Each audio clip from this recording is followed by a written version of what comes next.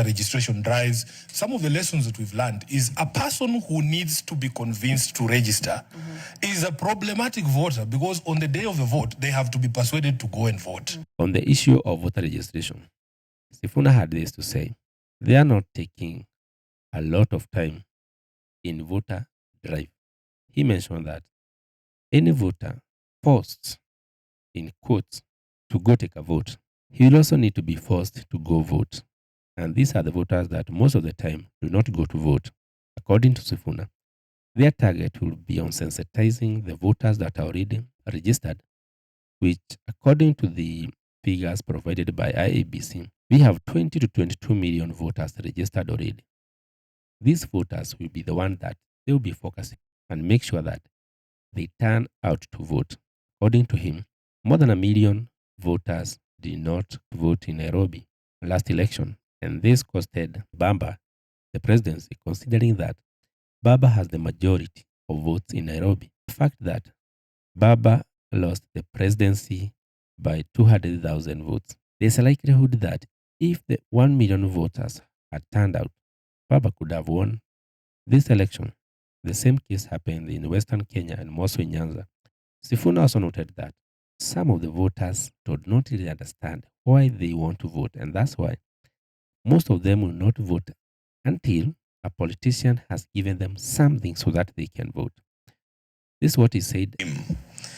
Obviously, there you're talking about people being armed with a voter. Correct. With a vote in the next election. From the IBC numbers so far, are you concerned about... No, personally, I'm not concerned. Personally, I'm not concerned. My biggest problem, you know, I've been SG banner. This is my 9th year. In fact, yesterday was the anniversary of my appointment. So I am now year 9. Bado katibu mkuu wa chama cha ODM. So we have done all of these things. We've run voter registration drives. Some of the lessons that we've learned is a person who needs to be convinced to register is a problematic voter, because on the day of the vote, they have to be persuaded to go and vote. If you look at the elections last time, Kenya does not have a registration problem. It has a turnout problem. 8 million people registered. And I am sure it was out of these voter registration drives that we pushed. And they did not show up to vote. What we need to understand is the reason why these people did not show up to vote. In Nairobi alone, we have 2.5 million registered voters. 1 million people did not show up to vote. And we lost the election. This is a stronghold of Raila Odinga. We lost the election by 200,000 votes.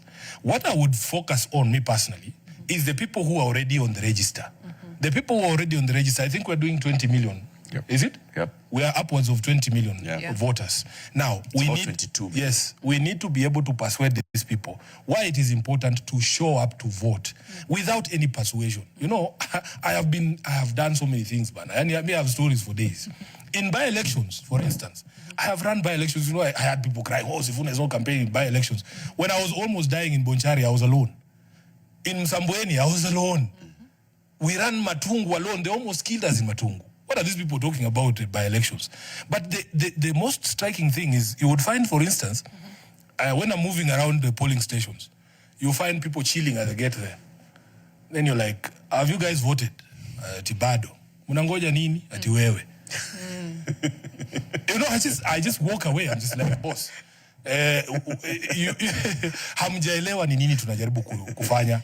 Even when people say, oh, the turnout in the by-elections, we didn't see young people voting. May I have understood the young people are telling me their gripe, their beef is not with the member from Mbeere North. No, that one will be sorted out in the general election.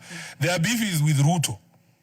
And we should be able to mobilize these people to show up by painting to them a picture, like I've tried to do this morning, on the sort of country we can actually have. It is an option that is available. I don't know why we insist on bad things. I hear you on that, but then I think about the voter registration being like, when you miss out on registering, there's a big constituent there that is young people, so, that essentially then doesn't make it to the ballot. Agreed. Now, there is the portion of people who have just turned 18, or those who turned 18, they didn't, after the last election. There will be voter registration drives, especially the mass voter registration drives, we will do our best. That's what I'm telling you. That's what I can tell you.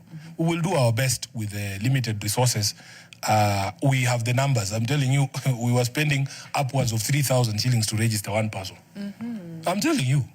We have done these things, and if we have a commission, because a commission that is interested in having people registered, they cooperate. So I remember, like last time, they would say, well, Sifuna, you organize your thing, we'll bring you BVR kits and registration things, and it worked.